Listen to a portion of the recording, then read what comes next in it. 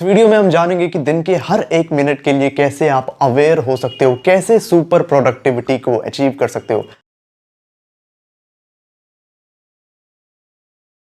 Hi everyone, this is Deepak, welcome back है। और इस वीडियो में हम एक स्ट्रैटेजी के ऊपर डिस्कस करेंगे और उस स्ट्रैटेजी को इम्प्लीमेंट करके आप सुपर प्रोडक्टिविटी अचीव कर सकते हो। दिन के हर एक मिनट के लिए आप अवेयर हो सकते हो। आपकी जो टाइम की जो वैल्यू है वो बढ़ जाएगी, आपकी जो फोकस है वो इंक्रीज हो जाएगी। हम वॉक करेंगे टाइम को रेफरेंस में रख करके। बट अगर आप इस वीडियो को देख रहे हो तो मेक श्योर इस वीडियो को आप एंड तक देख रहे हो, सो दैट आप इस वैल्यू को ले सको और इंप्लीमेंट कर सको। अगर आप इस इंफॉर्मेशन को ले रहे हैं और इंप्लीमेंट नहीं कर रहे तो ये स्ट्रैटेजी भी काम नहीं आएगी और फाइनली ये स्ट्रैटेजी भी बेकार हो जाएगी अगर आपके पास गोल नहीं है। सो मेक श्योर आपके पास गोल होने चाहिए। आपको करना क्या है, आपके पास गोल्स होने चाहिए सो दैट आप इसे इंप्लीमेंट कर सको। एंड उस गोल को अचीव करने के लिए आपको कौन कौन से एक्शंस लेने पड़ेंगे, टू डू लिस्ट वो आपके पास होने चाहिए। देन उस गोल से रिलेटेड जो भी आपको काम करने हैं, राइट, वो कैसे होगा, what to do and how to do, and ये भी आपको पता होना चाहिए कि when to do। आपके पास एक रूटीन होने चाहिए। सो मेक श्योर ये चारों चीजें आपके पास होने चाहिए एंड तब जाकर के आप इंप्लीमेंट कर रहे हो इस स्ट्रैटेजी को एंड तब जाकर के आप यूज कर पाओगे, राइट। और एक और इंफॉर्मेशन के ऊपर हम डिस्कस कर लेते हैं। हम अवेयर हो जाते हैं और वो इंफॉर्मेशन है कि आप अभी फेज 1 में हो। आप इस इंफॉर्मेशन को ले रहे हो, आप फेज 1 में हो, राइट।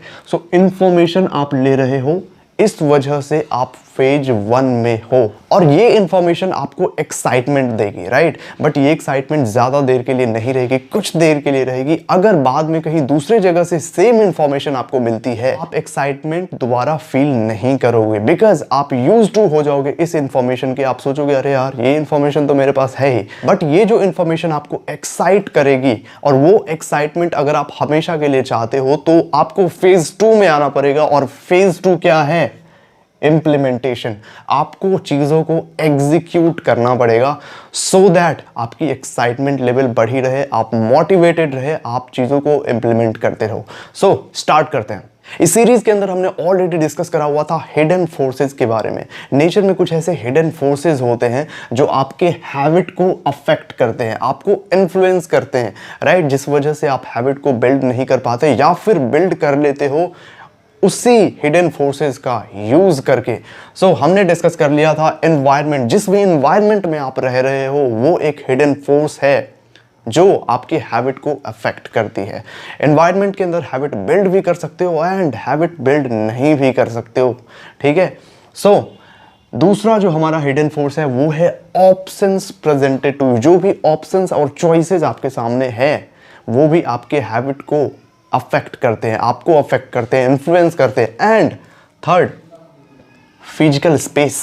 फिजिकल स्पेस, जिस भी फिजिकल स्पेस के अंदर आप रह रहे हो वो आपको इन्फ्लुएंस करती है, हैबिट बिल्ड करने में हेल्प भी करती है एंड हैबिट को बिगाड़ भी देती है, राइट। बट एक क्रिटिकल हिडन फोर्स है जिसके ऊपर हमें डिस्कस करनी है एंड वो इवोल्यूशनरी पर्सपेक्टिव से बहुत ही ज्यादा इंपॉर्टेंट है और वो है फीडबैक, राइट।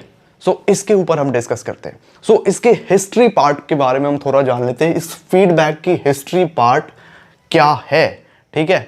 अगर आप 1000 ईयर्स बैक चले जाओ, उस जमाने में चले जाओ जिस जमाने में आदि मानव हुआ करते थे, और अगर आप उसे इस मॉडर्न सोसाइटी से कंपेयर करने की कोशिश करोगे तो आपको ह्यूमंस में बहुत ज़्यादा इवोल्यूशन मिलेगी, राइट। बट अगर ह्यूमन ब्रेन की बात करें तो वो प्री प्रोग्राम्ड है, वो उसी टाइम में प्री प्रोग्राम है। बहुत सारे पर्सपेक्टिव के हिसाब से अगर देखा जाए तो वो प्री प्रोग्राम्ड है। और अगर ह्यूमन ब्रेन की बात की जाए तो वो प्री प्रोग्राम्ड है अकॉर्डिंग टू 1000 ईयर्स बैक जो भी लोग रहते थे उसके एनवायरनमेंट के अकॉर्डिंग। सो फाइनली अगर देखा जाए तो हम एक एंशिएंट माइंड के साथ हैं, right, in modern space, in modern society. अब उस टाइम का एनवायरनमेंट कैसा होता था? जो भी आदि मानव रहते थे वो इमीडिएट रिटर्न एनवायरनमेंट में रहते थे।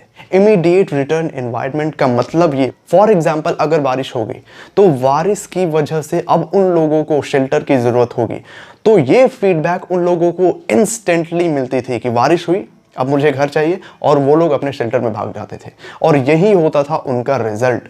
तो बारिश हुई और वो अपने घर में चले गए और रिजल्ट उनको मिल गया। सो ये टाइम गैप बहुत ही कम है। दूसरे एग्जाम्पल की अगर हम बात करें तो फॉर एग्जाम्पल अगर कोई एनिमल उनका पीछा कर रहा है तो वो भागेंगे और भाग करके अपने शेल्टर में चले जाएंगे, राइट, या फिर वो उनका शिकार कर लेंगे।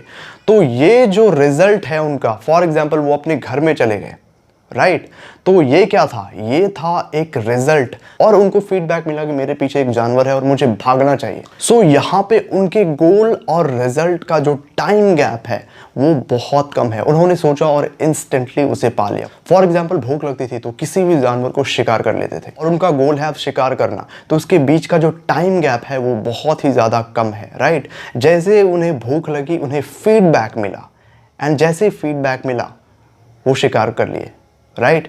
सो ये जो टाइम गैप है वो बहुत ही ज़्यादा कम है और इसी को बोलते हैं इमीडिएट रिटर्न एनवायरनमेंट में रहना। तो उस टाइम की जो लाइफ थी वो इमीडिएट इफेक्ट के अंदर ऑर्गेनाइज थी। ओके, सो अब हम कंपेयर करते हैं आज के एनवायरनमेंट से इसको। आज का कैसा एनवायरनमेंट है? आज का जो एनवायरनमेंट है वो है delayed return environment.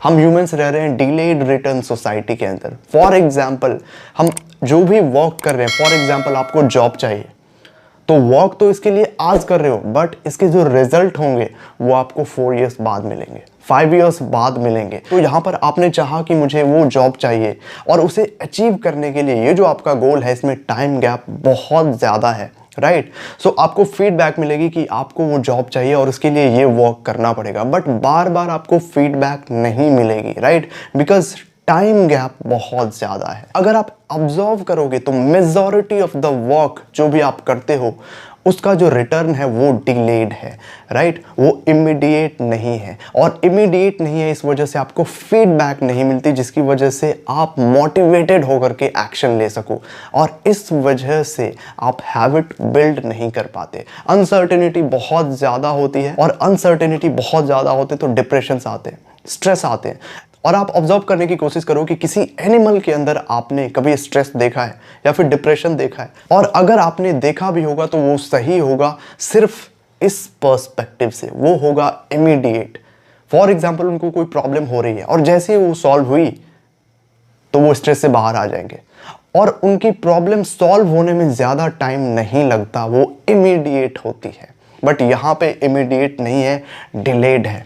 So for example आपने वॉक किया, राइट, एंड इसके रिजल्ट मिलेंगे 4 इयर्स बाद,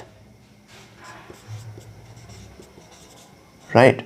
सो ये है टाइम गैप, इसके रिजल्ट मिलेंगे 4 इयर्स बाद, और ये टाइम गैप बहुत ज़्यादा है जिसकी वजह से आपको फीडबैक नहीं मिलेगी, इमीडिएटली फीडबैक नहीं मिलेगी, जिसकी वजह से आप उस एक्शन को इमीडिएटली परफॉर्म करो और उसे अचीव कर लो। सो अब हमें ज़रूरत है फीडबैक की, बिकॉज इस टाइम को तो हम कम नहीं कर सकते। 4 इयर्स में जो आपको जॉब मिलने वाली है, सेम जॉब आपको 1 ईयर में नहीं मिल सकती, 1 मंथ में नहीं मिल सकती। सो टाइम गैप को कम नहीं कर सकते, बट अगर फीडबैक को हमने इंस्टॉल कर दिया तो आप वर्क कर पाओगे, हैबिट बिल्ड कर पाओगे, एंड लॉन्ग टर्म गोल को अचीव कर पाओगे, राइट। और किसी भी लॉन्ग टर्म गोल को अचीव करने के लिए आपको फीडबैक लूप की ज़रूरत होगी, सो दैट आप फीडबैक को इंस्टॉल कर सको, आपको इमीडिएट फीडबैक मिले, राइट, कि वो जो गोल है वो आपको अचीव करने हैं और आप एक्शंस लेते चले जाओ। तो 3 एक्शन प्लान है यार जिस पे आपको वर्क करने हैं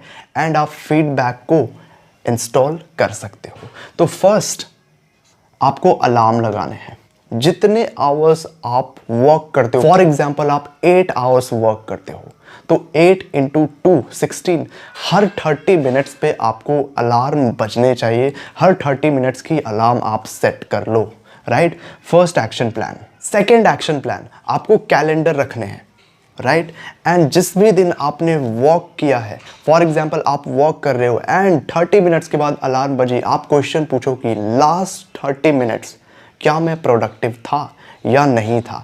एंड जिस 30 मिनट्स के अंदर आप प्रोडक्टिव नहीं थे, आप क्रॉस कर दो। एक आप शीट बना सकते हो जिसके अंदर बॉक्सेस हो और आप क्रॉस कर सकते हो, ठीक है। और जब आपकी वर्क खत्म हो जाती हो तो रात को उसे रिव्यू करो, क्या मैं प्रोडक्टिव था। अगर आप प्रोडक्टिव थे तो इसे टिक, और अगर आप प्रोडक्टिव नहीं थे तो इसे कर दो क्रॉस।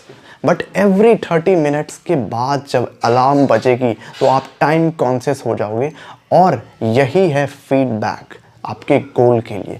उसके बाद आपका गोल ये नहीं रहेगा, आपके रिजल्ट नहीं रहेंगे, यहाँ पर से आपका फोकस हट जाएगा और आपका फोकस यहाँ पे आएगा, राइट। एवरी सिंगल डे ये टिक मार्क होने चाहिए। एंड थर्ड एक्शन प्लान, आप टाइम फिक्स कर लो, राइट। सुबह उठने का टाइम फिक्स कर लो, एंड रात को सोने का टाइम भी फिक्स कर लो, एंड लंच एंड ब्रेकफास्ट की भी टाइम फिक्स कर लो। ये 3 एक्शन प्लान, इसे एग्जीक्यूट करने एंड बी सुपर प्रोडक्टिव। एक अलग से सिनेरियो लेते हैं। फॉर एग्जाम्पल, आपकी जो रूटीन है वो बन चुकी है, आपका गोल है, बट आप मल्टीटास्किंग करते हो। एक गोल नहीं, एक से ज़्यादा गोल हैं आपके, तो आप क्या करोगे? तो आप करोगे डे थीमिंग। ये जो स्ट्रैटेजी है इसे आप इम्प्लीमेंट करोगे।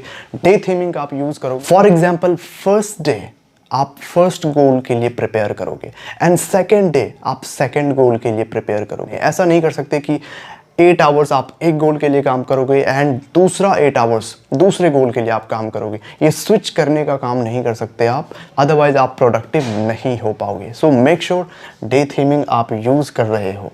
एंड हमने ऑलरेडी डिस्कस कर लिया कि हम वॉक कर रहे हैं टाइम को रेफरेंस में ले करके, राइट।